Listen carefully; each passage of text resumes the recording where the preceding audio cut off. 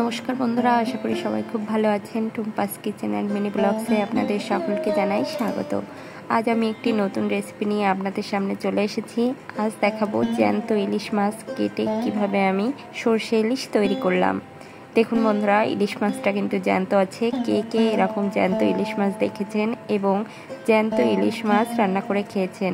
বন্ধুরা, এই ইলিশ মাছের স্বাদ কিন্তু একদমই আলাদা। আপনারা অনেকেই ইলিশ মাছ খেয়েছেন, কিন্তু এই জ্যান্ত ইলিশ যা সবেমাত্র নদী থেকে তুলে আনলো, এই ইলিশ মাছের টেস্ট কিন্তু একদমই আলাদা।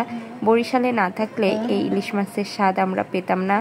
অবশ্যই বন্ধুরা, জ্যান্ত ইলিশ খেতে চাইলে বরিশালে আসতে হবে, তাহলেই আপনারা জ্যান্ত ইলিশ মাছের স্বাদ নিতে পারবেন। আমি এখানে ইলিশ মাছ কেটে পরিষ্কার করে নিয়েছি এবং যে কয় পিস লাগবে সে কয় পিসই নিয়ে নিয়েছি। এখন যে বাটিতে আমি ভাপাবো সেই বাটিতেই নিয়ে নিয়েছি। মাছের একটা টুকরা 2 ভাগ করে নিয়েছি, কারণ বাটিটা ছোট এজন্য। এখন এখানে দিয়ে দেব পরিমাণ মতো হলুদ এবং স্বাদ মতো লবণ।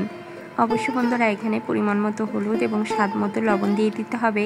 যদি লবণের পরিমাণ কম হয় তাহলে কিন্তু টেস্টটা একদমই ভালো আসবে না। এখন দিয়ে দিচ্ছি পরিমাণ মতো সরিষার তেল। অবশ্যই বন্ধুরা, সরিষার তেল ব্যবহার করবেন, তাহলে এই সরিষা ইলিশের স্বাদটা খুবই ভালো হবে। এখন আমি লবণ, হলুদ এবং তেলটা মাছের গায়ে খুব ভালোভাবে লাগিয়ে নেব। খুব ভালোভাবে লাগিয়ে নিয়ে এভাবে আমি 5 মিনিট রেখে দেব, তাহলে এই মাছের স্বাদটা আরও ভালো হবে।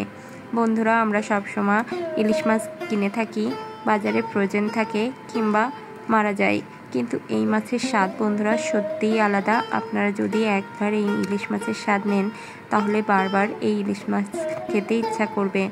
যারা ইলিশ মাছ পছন্দ করে না তারাও এই জ্যান্ত ইলিশ মাছ পেলে অবশ্যই একবার খাওয়ার চেষ্টা করবেন, দেখবেন এর স্বাদটা অপূর্ব হয়। দেখুন বন্ধুরা, আমি খুব ভালোভাবে একটু মাছের গায়ে হলুদ, লবণ এবং তেল মাখিয়ে নিয়েছি। এখন কিছুক্ষণের জন্য রেখে দেব। বন্ধুরা, এই মাছটা কিন্তু 1 কেজি সাইজের ছিল। এই মাছটা পুরোপুরি 1 কেজি হয়েছিল। এর দামটা খুব বেশি নিয়েছিল, কিন্তু স্বাদটা খুব ভালো হয়েছিল। এখন আমি এখানে সরিষা নিয়ে নিয়েছি এবং কাঁচা লঙ্কা নিয়ে নিয়েছি। দিয়ে দেব স্বাদ মতো লবণ। আমি যেহেতু মাছে লবণ দিয়েছি তাই এখানে কম পরিমাণ লবণ দিয়ে দিলাম, যেন লবণের স্বাদটা ব্যালেন্স থাকে।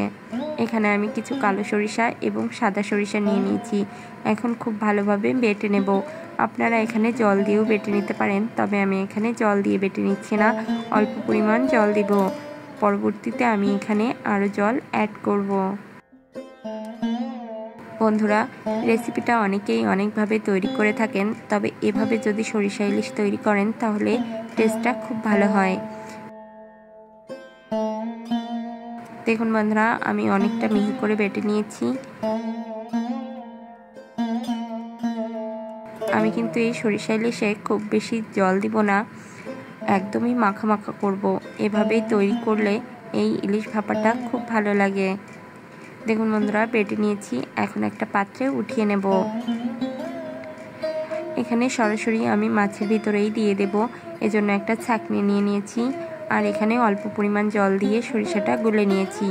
আমি সরিষার এই যে খোসা থাকে এই খোসাটা দিব না, এই খোসাটা দিলে গ্যাস হওয়ার সম্ভাবনা থাকে, এজন্য আমি খোসাটা ফেলে দেব এবং সরিষার ভিতরের অংশটা দিব। এজন্য আমি এভাবে ছাঁকনিতে ছেঁকে নিচ্ছি। আপনারা এভাবে দেওয়ার চেষ্টা করবেন, তাহলে দেখবেন খুব ভালো হবে। এই খোসাটা থাকলে অনেক সময় তিতে ভাব আসে এবং খুব বেশি ঝোলটা গাঢ় হয়ে যায়। এই খোসাটা খেলে কিন্তু অনেক সময় গ্যাসের সমস্যা হতে পারে, এজন্য যাদের গ্যাসের সমস্যা আছে তারা এভাবে খোসাটা ফেলে দেবেন, তাহলে খেতে কোনো রকম সমস্যা হবে না। বন্ধুরা, আমার এই রেসিপিটি যদি আপনাদের কাছে ভালো লাগে অবশ্যই লাইক, কমেন্ট, শেয়ার করবেন এবং আমার চ্যানেলটি সাবস্ক্রাইব করে আমার পাশে থাকবেন। এবং নতুন নতুন রেসিপি পেতে অবশ্যই আমার চ্যানেলের বেল আইকনটি প্রেস করে দেবেন, তাহলে সবার আগে আমার ভিডিওর নোটিফিকেশন আপনার কাছে চলে যাবে। দেখুন বন্ধুরা, এখন আমি হাত দিয়ে ভালোভাবে মেখে নিচ্ছি।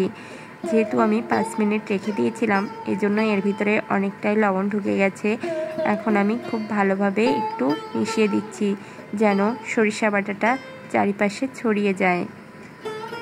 দেখুন বন্ধুরা, আমি এখানে খুব বেশি ঝোল করব না, যে পরিমাণ ঝোল করব সেই পরিমাণে জল দিয়েছি।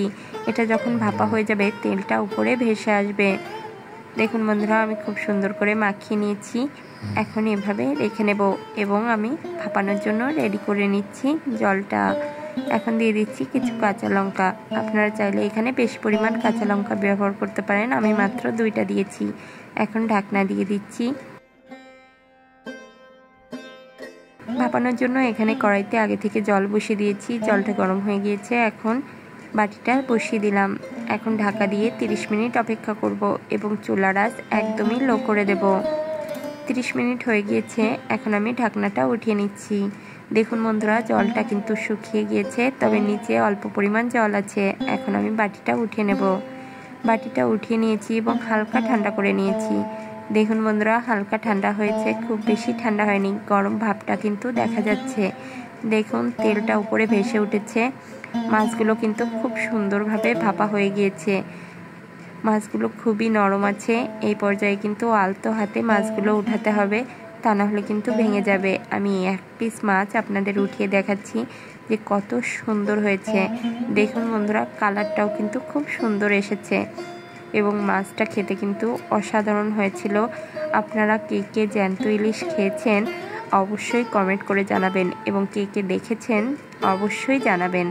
দেখুন বন্ধুরা, ফাইনাল লুকটা এত সুন্দর হয়ে এসেছে, দেখলেই খেতে ইচ্ছা করবে। সম্পূর্ণ ভিডিওটি দেখার জন্য অসংখ্য ধন্যবাদ।